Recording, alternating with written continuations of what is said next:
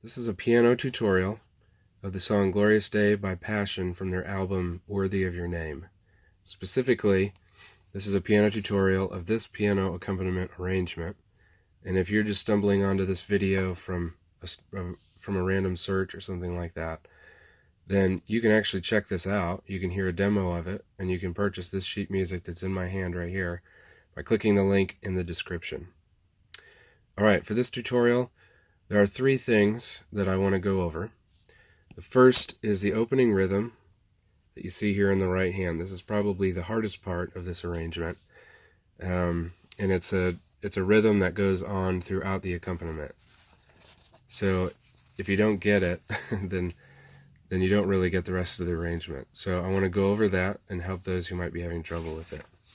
Second thing I want to go over is the hook that you find for the first time in measure 22, the second page of this arrangement. I want to go over some things to help you tighten that up and make it sound really good. And the last thing I want to go over briefly is the last page, when the arrangement kind of builds up and gets a little bit more difficult. I want to go over some of that as well. Okay, first thing, the rhythms. Right at the beginning, you can see them there. You've got a dotted quarter note, followed by a 16th note that's tied to an 8th note, an 8th note that's tied to a half note. Now that looks harder than it is, but really all it is, essentially, is a 1 2 3 1 2 3 1 2, which is a really common rhythm. 1 2 3 1 2 3 1 2 1 2 3 1 2 3 1 2, like that. Here's how it sounds.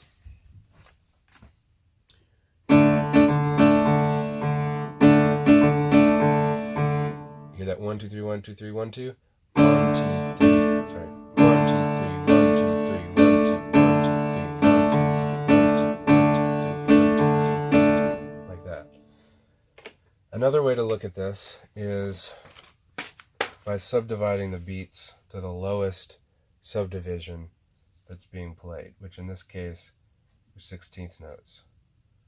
So let me draw out a little sketch here for you.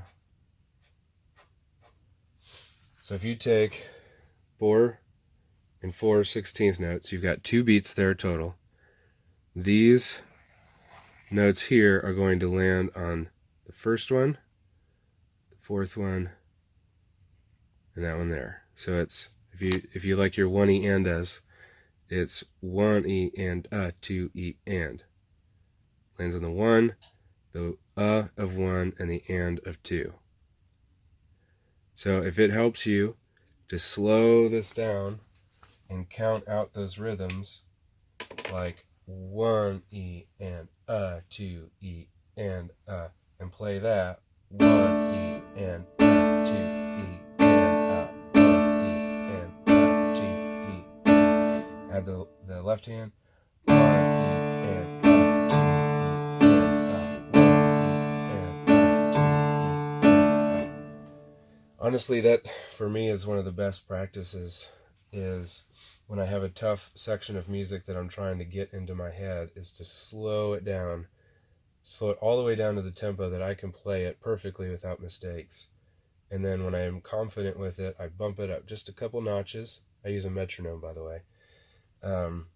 That makes it much more objective and keeps me focused. So bump it up a couple notches, play it just a little bit faster, right where it starts to get uncomfortable.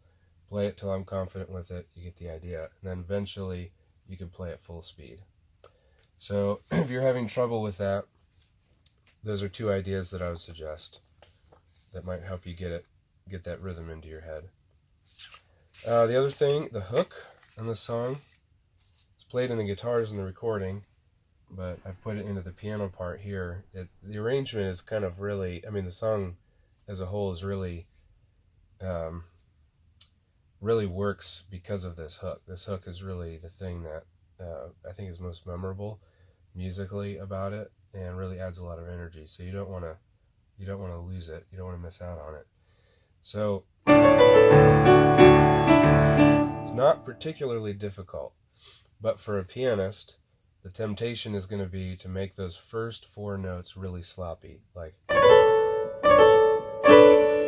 something like that, because they're so close together. these 4 fingers, and they're played so fast, and you've got that black note right here, right where your weakest finger is at least if you're playing it in the key that it was recorded in. It can be a little bit tricky. It could definitely be tricky to play it well and to play it steady. So my advice is, well, first of all, you could simplify it, and I've actually marked that on here. You can just take that bottom D out and not even play it, and then just play these notes up top, and that would sound like this. Here, all together. And it doesn't really take that much away from the sound. So I would suggest, if you can play it much more steady that way, by taking that D out, then do it. It's better, I think, for the listener's sake, to be able to play that really strong and steady than to play it non-steady and kind of sloppy while keeping that D in the bottom. I mean, it doesn't really change the sound a whole lot. That D just adds a slight bit more fullness to it, but the listener is probably not even going to notice. Another thing you can do, a practice tip, is just to take those first 4 notes and go back and forth with them. Of course, it's always a good idea to slow down. You can even do something like,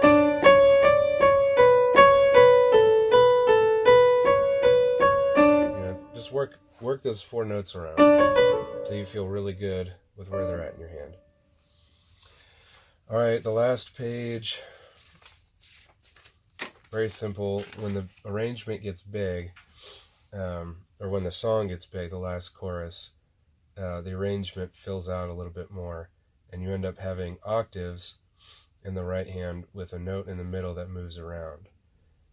You can see that, obviously if you've played this you already know that, but you can see that here in these spots. I'm looking at measures 65 and following right here. Now, take measure 67 if you have the sheet music in front of you. That right there is quite a stretch. Now I've got big hands. You may not have hands as big as mine. Most people don't, which is a good thing. Mine can look funny sometimes. And that might take a little bit of getting used to be able to hit that without,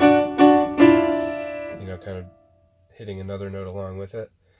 Just might take a little bit of practice. You can kind of do something like this. But another tip, just like the other one, and I've already marked it on here, you can just take the low D note out and not even play it. In which case it would sound like, all together. And that honestly doesn't take a whole lot away from the sound. And then that moving note can be played just with your thumb, and it's really comfortable. So I hope those little tips are helpful to you. This song is a kind of classic 4 on the floor, strong beat at a really exciting tempo.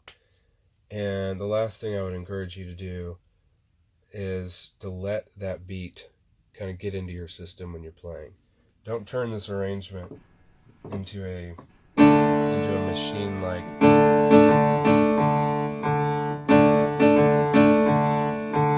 if you've ever listened to a MIDI recording on your computer that like if I were to play this in my notation software, the MIDI rendering would it would just make it sound lifeless.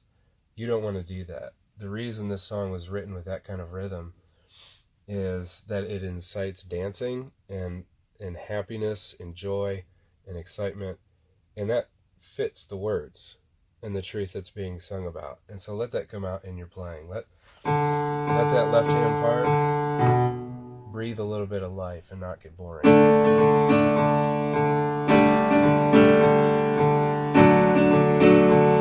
So anyway, I hope that's helpful. Thanks for watching. Again, if you're interested in hearing a demo of this, or if you want to purchase it for your own use or to use at church or another worship setting, whatever, You can find that at the link in the description. Thanks for watching.